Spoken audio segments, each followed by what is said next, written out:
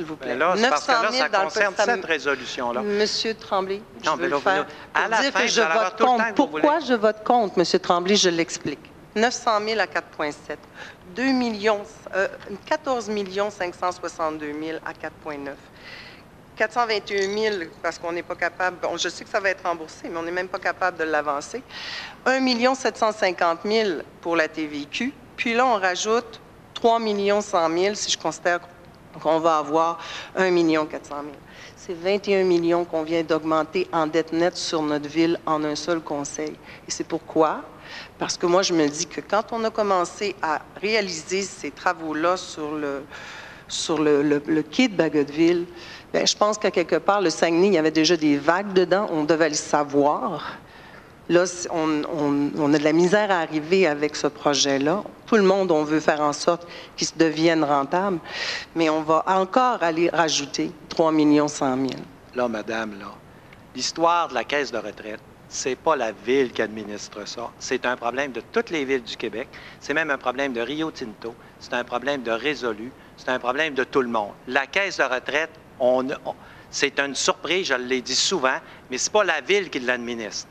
Sauf que, il faut bien savoir, la ville, et ça je le répète, je vais le répéter jusqu'à ma mort, là, c'est dit par le ministère, ça nous coûte 500 $ de moins par porte.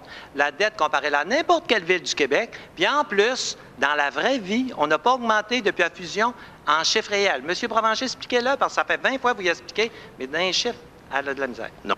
Si elle suit le même barème. Monsieur Provencher, je suis très consciente que vous le surveillez, mais si notre valeur foncière tombe, on va être dans la merde. Puis, de toute façon, on est rendu très loin du point que je voulais soulever.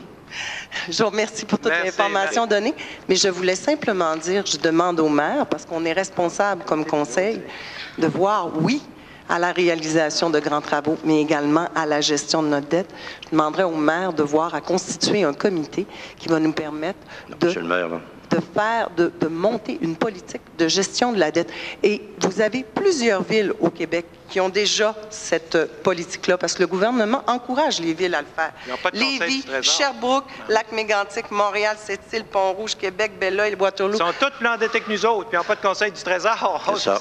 Monsieur Tremblay, une politique de gestion de la dette, ça protège la population contre des grands projets de politiciens qui ne considèrent pas que la dette doit être maintenue en deçà d'un certain pourcentage de sa richesse. Voilà. Après avoir fait le ménage de toute la ville, là, de tout fait, là, on se situe puis bien. avoir chargé 500 $ de moins par porte, il y a une ou deux villes de même catégorie qui ont une dette per capita plus basse que nous autres. Ça veut dire qu'on n'est pas pire. Monsieur le maire, votre dette per capita, vous la basez sur la valeur foncière des maisons de 2014, alors qu'on sait très bien que depuis, ça n'a pas nécessairement été si bien que ça dans la valeur des propriétés. Alors, faites attention. Et la dernière chose, quand vous dites qu'on est 500 $ moins cher par porte, le ministre vous a demandé d'arrêter d'utiliser cette statistique-là. Vous savez que ça... Oui, le ministère vous l'a demandé. Oh non, non, non. Alors, faites attention aux chiffres que vous prenez. D'ailleurs, il y a eu une ligne ajoutée dans le tableau pour dire qu'on ne pouvait pas prendre cette chose-là. Moi, je ne pas. Pas un show. Là, vous voulez faire un show à chaque assemblée. Ça vient tannant, mais c'est pas vrai ce que vous dites. Monsieur Simon Olivier. Là, on va faire le vote avant, veux-tu? J'aurais une question avant de passer au vote sur le point. Rive 4,5 millions comme ça. Effectivement, il n'y a pas de sommaire de dossier. Je voudrais savoir un peu l'urgence de procéder. Qu'est-ce que ça va ramener, en fait, à vos citoyens à Saguenay? Si on injecte 4,5 millions, quel retour ils ont? Pourquoi c'est si nécessaire de le faire là, plutôt qu'exemple à 100 000, une desserte pour les gens d'ici? Je vais vous l'expliquer. Toutes les villes portuaires du monde rêvent d'avoir des bateaux de croisière et investissent des sommes faramineuses. On me disait qu'en Russie, là, c'est extraordinaire. À Saint-Pétersbourg, partout, ils investissent des sommes. Tout le monde rêve. Nous, ce qu'on a vu, ce qu'on a vécu ici, là, c'est unique au monde, à tel point qu'une ville en Norvège ou en Suède, là, je ne sais pas trop, là, demande que Priscilla Nommé soit nommée parraine d'un nouveau port qui va se faire parce qu'ils se disent que cette fille-là, c'est extraordinaire. On a été nommé le port le plus accueillant au monde. On a le Queen Mary 2 qui vient. C'est l'ouverture sur le monde qui est après se préparer. Et puis là, l'année prochaine, on a 50 bateaux. 50 bateaux qui arrivent presque tout en même temps. Parce que l'été, là, on est après travailler, ça va venir. Il s'en vient des bateaux l'été. Il y a même des croisières qui se font l'hiver. On est après ouvrir ça. Sauf qu'on a juste la place pour un un bateau au port. Alors là, il faut que ces gens-là voyagent en navette. Et puis là, le gouvernement offre une subvention aujourd'hui. S'il n'offrait pas une subvention aujourd'hui, on aurait retardé un peu. Mais là, on dit qu'il faut les profiter des subventions. Quand ils passent, on les ramasse. Et on l'a mis ici. Alors, on va y prendre un par un. Alors, vous me permettrez de les lire, M. Tremblay, puisque c'est moi qui ai préparé le document. l'Assemblée. Alors, je vais le lire, je vais l'expliquer, puis après ça, je vais vous donner la parole quand ce sera. Parce que vous n'êtes pas encore présidente de l'Assemblée. Je le sais, M. Tremblay, mais c'est quand même le fruit du travail de l'ERD. C'est moi qui préside, alors je vais parler. Là, vous parlerez. C'est pas vous qui allez me dire quand parler. Là. Non, je vous demandais la parole. Bien, vous la demanderez, mais je ne vous la donne pas tout de suite, je parle. Là.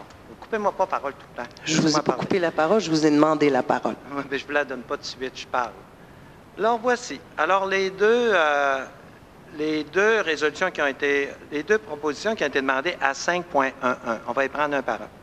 D'abord, on demande au conseil municipal de créer un comité pour la nomination des commissaires à l'Ombudsman. Ça, c'est la première chose. Là-dessus, moi, je veux vous donner mon idée. Par la suite, vous aurez la parole. Je vais vous donner mon idée. Il y en a un comité. C'est l'exécutif qui fait une proposition au conseil municipal. Parce qu'un comité, pour moi, c'est des fantômes. Des gens qu'on nomme en arrière des rideaux, c'est pas transparent. On ne sait pas qui est qui, puis les parentés. Tandis que là, on a des gens imputables, c'est l'exécutif. Parce que là, tout ce que j'entends parler de l'opposition, c'est de nommer des comités. Mais moi, les comités, là, on ne marche pas comme ça. Il y a des commissions à la ville, ça, c'est correct. Mais comité sur comité, là, ça va me prendre un comité pour surveiller les comités. Puis, je me demande si ça va être suffisant. Alors, on a un exécutif. L'exécutif fait une proposition. Comme ça se fait au gouvernement provincial pour au gouvernement fédéral. Ce n'est pas moi qui invente ça, là. Ça se fait comme ça au gouvernement. On fait une proposition et on présente ça devant le conseil municipal. D'ailleurs, je ne suis jamais intervenu. Là. Vous parlerez à l'Ombudsman, je ne suis jamais intervenu dans les affaires. Mais que l'opposition lui envoie une lettre, là, moi, s'il m'en parlait, je serais le premier à dire oui. Je trouve que ça a du bon sens. Mettez tout ce qu'il faut sur Internet. La Ville, tout ce qui est sur Internet, c'est merveilleux. Mais pas une résolution de la Ville. Puis pour ce qui est du comité, là, les comités, moi, vous le dire, là, ça, c'est la plus belle patente. Tu nommes ton chum sur le comité, puis tu lui dis quoi faire, puis tu te laves les mains. C'est pas moi qui l'ai fait, c'est mon chum qui l'a fait. Non, non. On n'a jamais agi comme ça, nous autres. C'est nous autres qui l'a décidé. C'est nous autres qui le fait. On est capable de l'assumer. Vous n'êtes pas content, c'est correct, mais en tout cas, on ne s'est pas caché derrière un comité. Parce que méfiez-vous toujours de celui qui nomme les membres du comité. C'est lui qui gère la patente. Tu sais. Il donne la réponse, puis il dit « Trouvez-moi la question ». Hein, c'est comme ça que ça marche. Mais nous autres, on n'est pas de même. Alors, là-dessus, je vais laisser la parole à Mme Néron, l'avait demandé. Après ça, il y en a d'autres qui veulent l'avoir. Allez-y, Mme Néron. Alors, on fait juste 5.1, là. 5.1.2, on le fera après. Oh, oui, c'est correct. Je vais juste vous demander quelque chose, M. le maire. Quand vous lisez une résolution, s'il vous plaît, lisez-la sans la teinter.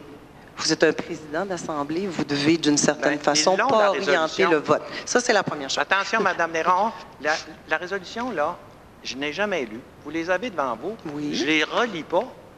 Mais vous l'avez lu, là, et vous avez fait... Je ne l'ai pas lu, j'ai demandé ça. Tout le monde, je ne lis jamais une résolution. Vous les avez, c'est votre travail. Ce que je veux dire, M. le maire, c'est que vous l'avez commenté en la teintant. Je crois que vous auriez dû laisser... Bien, quand on commente, on teinte tout le temps. Oui. Oui, si vous êtes du bord des citoyens, comme les conseillers ici, bien, c'est bien de valeur, vous n'êtes pas impartial. Moi, du monde qui se dit impartial, là, puis non, moi, c'est pas mon style. Je ne suis pas impartial dans la religion. Je ne suis pas impartial dans mon comportement. Je suis pas ma famille, c'est meilleur. Moi, je suis comme ça. Le Québec, c'est le plus beau, puis la ville de Saguenay, c'est la plus belle du monde. C'est pas impartial, ça. Je suis partial, puis je suis... Parce que les deux résolutions ne viennent pas de l'ERD. Mais Dion peut faire une résolution qu'il veut, c'est moi le président. Ah oui, il y a quelqu'un qui lui commande de faire des résolutions sûrement. Elle ne le fait pas tout seul dans son coin. Il y a quelqu'un qui a demandé de faire deux résolutions, certains, M. Tremblay. Madame c'est pas Néron, tombé du ciel. Là, vous aspirez peut-être à devenir maire, mais vous ne l'êtes pas. C'est moi qui est maire, c'est moi qui préside l'Assemblée. Alors là, quand je parle, arrêtez de me couper la parole, là, puis vous prenez la moitié de l'Assemblée, vous tout seul. Alors là, ce qu'on va faire, c'est qu'on va procéder. Quels sont ceux qui sont pour ça, qu'on fasse une résolution suivant la proposition de Mme? Quels sont ceux qui sont contre? Bon, c'est réglé, il n'y en a pas. Bon, mais il faut que je revienne à la résolution de Mme Néron maintenant. Hein? Oui. Quels sont ceux maintenant qui sont pour la proposition? On oublie celle-là de Mme Dufault. Là, ça me prend un proposable et un secondaire. J'imagine que Mme Néron propose, Mme Christine Boivin, seconde. Non, c'est correct. Ça, c'est la démocratie. Ça, c'est bien correct, ça. En autant que ça ne déborde pas, là. Bon, à partir de là, quels sont ceux qui sont pour la proposition de Mme Néron? Quels sont ceux qui sont contre? Vous êtes contre? OK. Mais non, c'est correct, je vous comprends. Non, ça change. Donc, on passe à d'autres choses parce que là, on tourne en rond.